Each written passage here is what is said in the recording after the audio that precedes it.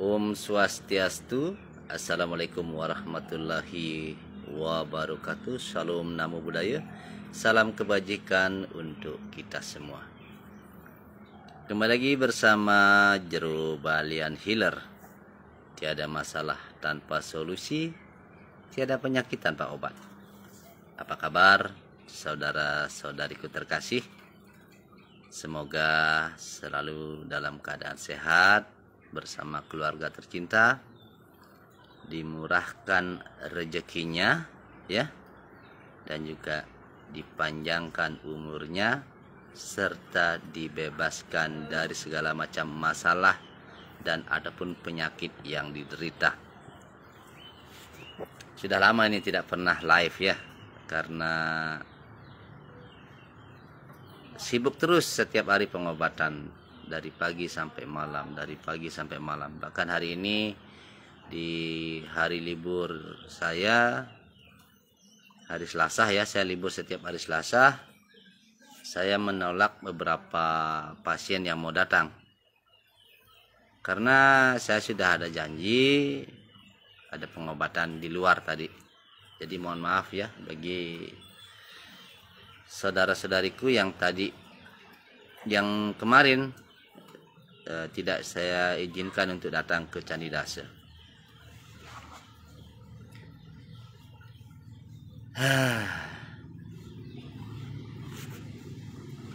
Yang belum makan jangan lupa untuk makan siang ya.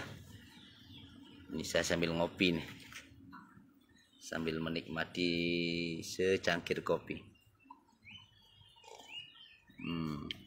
Enak. Apa ya topik hari ini yang kita bahas ya? Jadi saya ingin berbagi sesuatu yang sifatnya mendidik ya. Oke, kita ngomong masalah kesehatan ya. Kita ngomongin masalah kesehatan saja, karena kayaknya ini yang penting. Saya sering mengatakan kepada umat dan juga pasien-pasien saya bahwa ada 3 pilar ya, ada 3 pilar penting yang menjadi dasar agar kita selalu hidup sehat ya. Yang pertama pola pikir, pola makan, dan pola istirahat. Jadi 3 pola ini sangat penting sekali untuk dijalankan dalam kehidupan kita. Dan bagi yang sakit tak kunjung sembuh penyakitnya. Jadi sebenarnya ada sesuatu yang sebenarnya simpel ya. Cuma terkadang si manusia yang sakit ini seolah-olah lupa dengan sakitnya, dan mungkin juga karena ketidaktahuan mereka ya, karena ketidaktahuan mereka bahwa mereka sedang sakit, dan seharusnya mereka juga tidak tahu apa yang menyebabkan mereka sakit dan harus bagaimana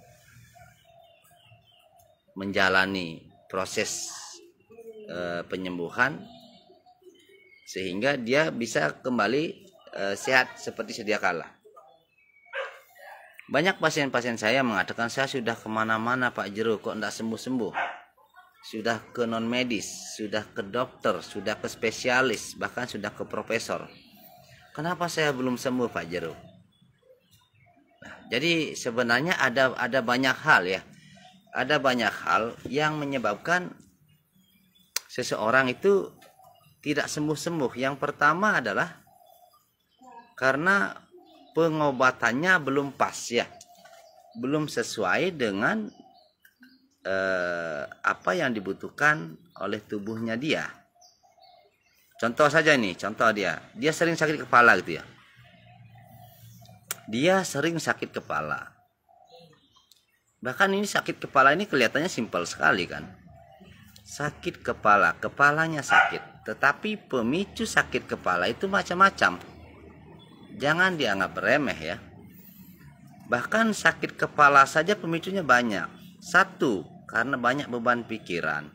2, karena ada asam lambung. Itu.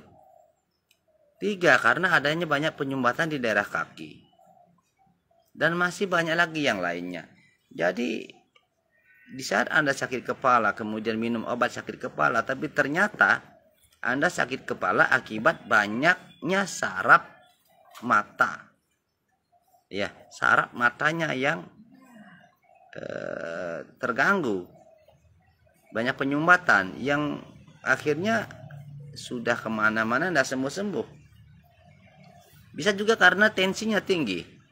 Dia tidak paham bahwa tensinya naik atau turun.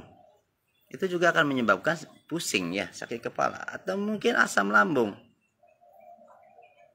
Jadi pengobatan yang tidak tepat akan menyebabkan seseorang itu jauh dari kata sembuhnya.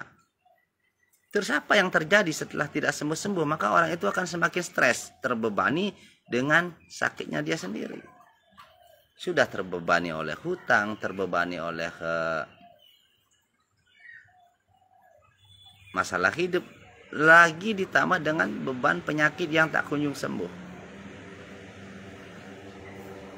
Jadi pengobatan di Jero Balian Healer, selain yang itu memberikan pengobatan secara non medis ya, memohonkan kepada Tuhan Yang Maha Esa, kepada Sang Yang Taksu, saya juga memberikan yang namanya terapi ya, memberikan terapi. Terapi saya ini bisa dibilang sesuatu yang beda ya, karena saya bisa mendeteksi penyakit, bisa menjelaskan langsung penyakitnya apa, penyebabnya apa, dan juga bagaimana cara mengobatinya. Belum lagi saya juga memberikan ramuan herbal yang semua berasal dari alam. Dan bila diperlukan juga memberikan minyak ya. Minyak sebagai sarana untuk penyembuhan. Dan juga yang paling penting adalah memberikan tuntunan, bimbingan, pemahaman tentang kesehatan. Jadi pola makan, pola hidup, pola pikir. Jadi semuanya ini adalah satu penggabungan yang akhirnya akan menjadikan jalan menuju sembuh bagi pasien-pasien saya.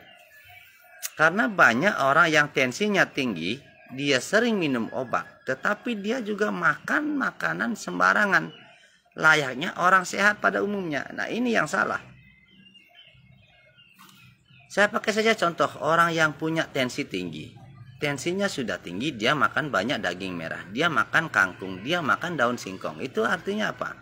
Belum lagi dia makan goreng-gorengan. Artinya orang itu sudah siap untuk mati. Dan orang itu sudah siap untuk dimiskinkan oleh penyakitnya. Kenapa dimiskinkan? Karena seumur hidupnya dia harus minum obat. Di saat disarankan untuk minum obat seumur hidup, dia langsung mau saja minum obat seumur hidup. Padahal kita semua tahu kalau kebanyakan minum obat, ginjal akan rusak. Jantung apalagi. Belum lagi akan terjadi penumpukan zat kimia dalam tubuh. Terus ujung-ujungnya apa? Ujung-ujungnya saraf akan melemah. Fungsi ginjal akan melemah. Dan ketidakpercayaan diri dalam ia menjalani hidup pasti akan terjadi. Kenapa? Karena dia notabene-nya hidup karena obat. Dan hidup tergantung kepada obat. Belum lagi kepada mereka yang menderita gula atau diabetes. Langsung diberikan vonis minum obat seumur hidup dan mereka mau-mau saja. Ini salah. Dan di pengobatan saya berusaha semampu saya agar pasien secepat mungkin terlepas dari obat. Dengan cara bagaimana? Memberikan pemahaman bahwa tubuh kita ini dari luar saja ya. Kalau dari luar saja kita lihat. Oke, kita lihat dari luar. Jika hari ini saya luka di sini ya. Hari ini saya luka di sini. Dan sudah pernah luka juga kan, banyak luka, pernah. Tubuh kita akan merilis dan memperbaiki jaringan-jaringan yang rusak. dengan catatan dijaga kebersihannya, kan gitu ya, lebih cepat dia sembuh. Organ dalam juga sama. Kenapa tubuh manusia menjadi lemah dan sakit-sakitan? Itu pertanyaannya. Karena banyak terjadinya penyumbatan di dalam tubuh.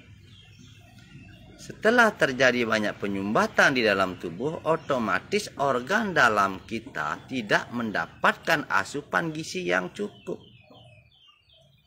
Sehingga dengan adanya penyumbatan akan menyebabkan terjadinya penumpukan sampah. Organ dalam tidak mendapatkan asupan, tetapi makanan yang kita makan akan menumpuk di tempat di mana terjadi penyumbatan, begitu. Dan dengan banyaknya penyumbatan akan menyebabkan kinerja jantung. Kinerja jantung akan berat. Kenapa berat? Karena tugas jantung itu memompa. Tugasnya dia memompa. Duk, duk, duk. Dengan banyaknya penyumbatan, jadi gerak jantung itu keras sekali.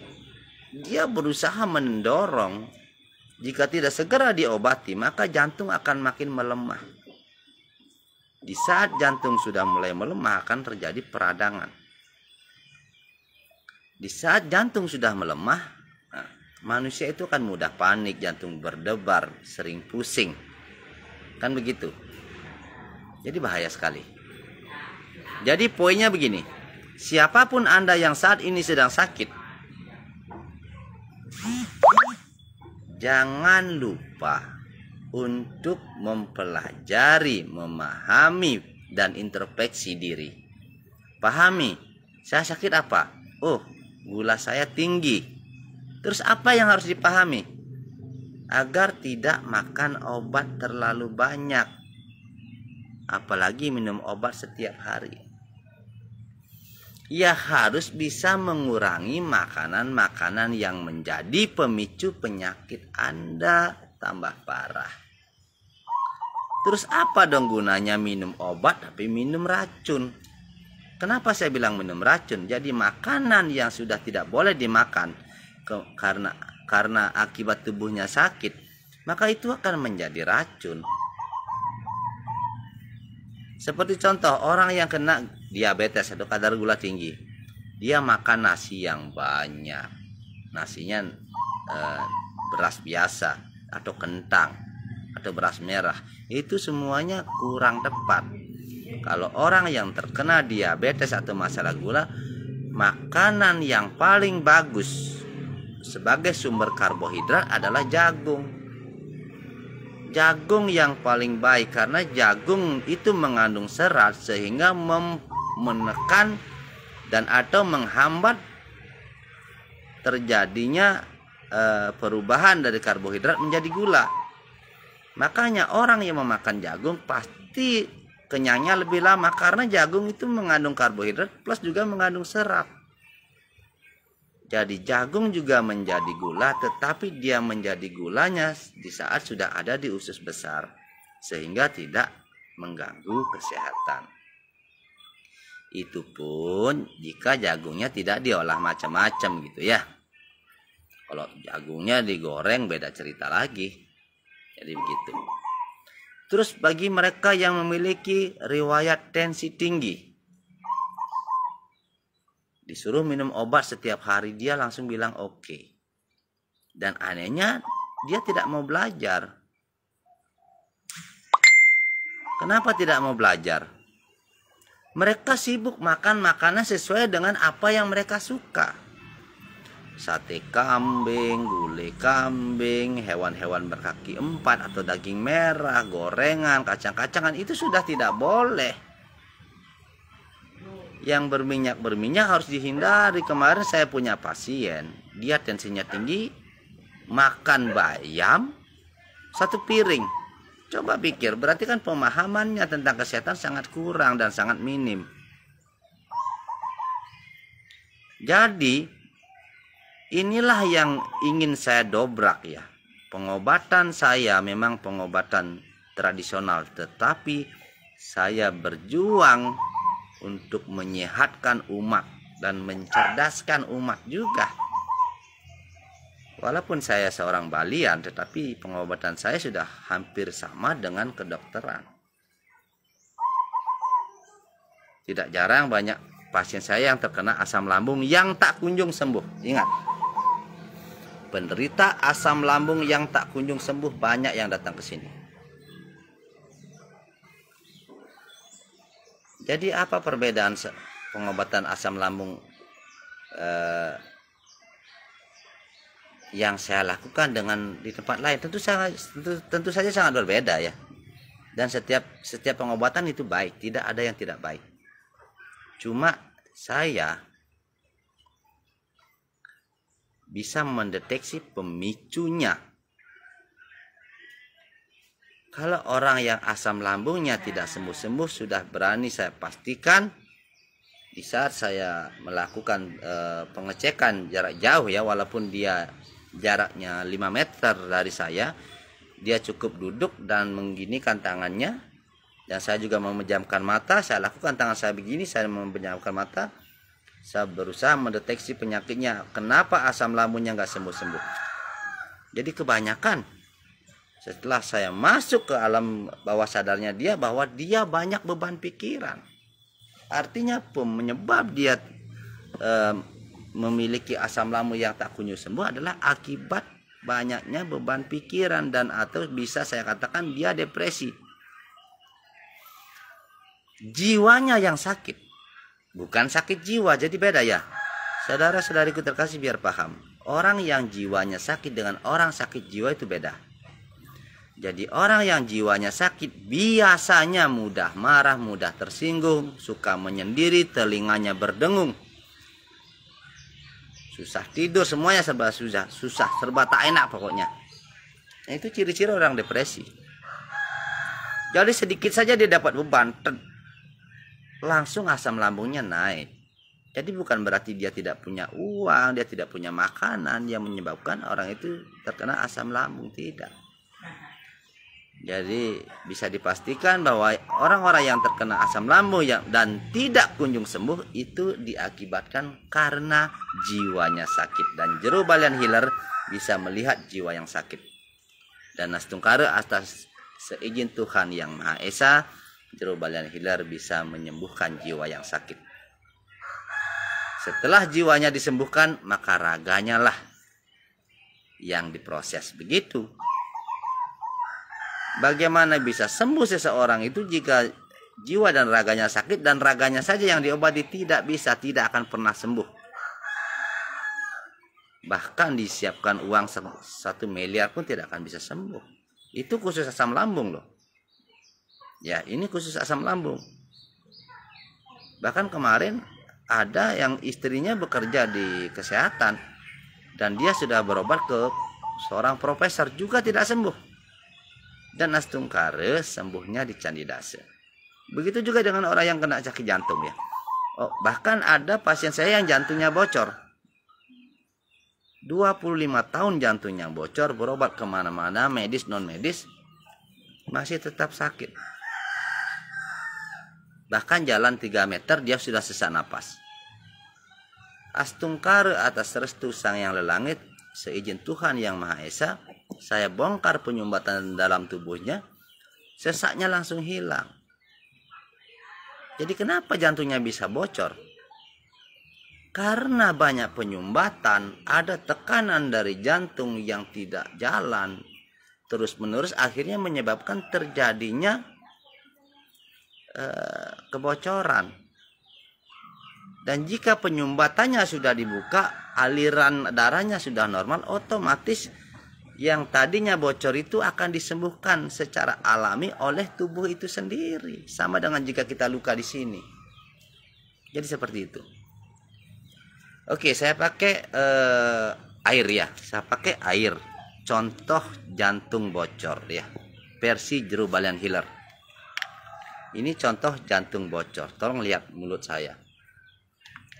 Jadi saya anggap mulut saya ini adalah jantung ya. Dan air ini adalah darah.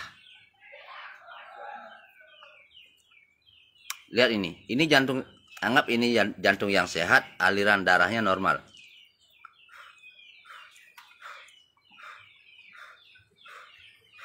Ini jantung yang sehat, yang tidak ada penyumbatan. Nah, sekarang ini saya anggap ada penyumbatan ya.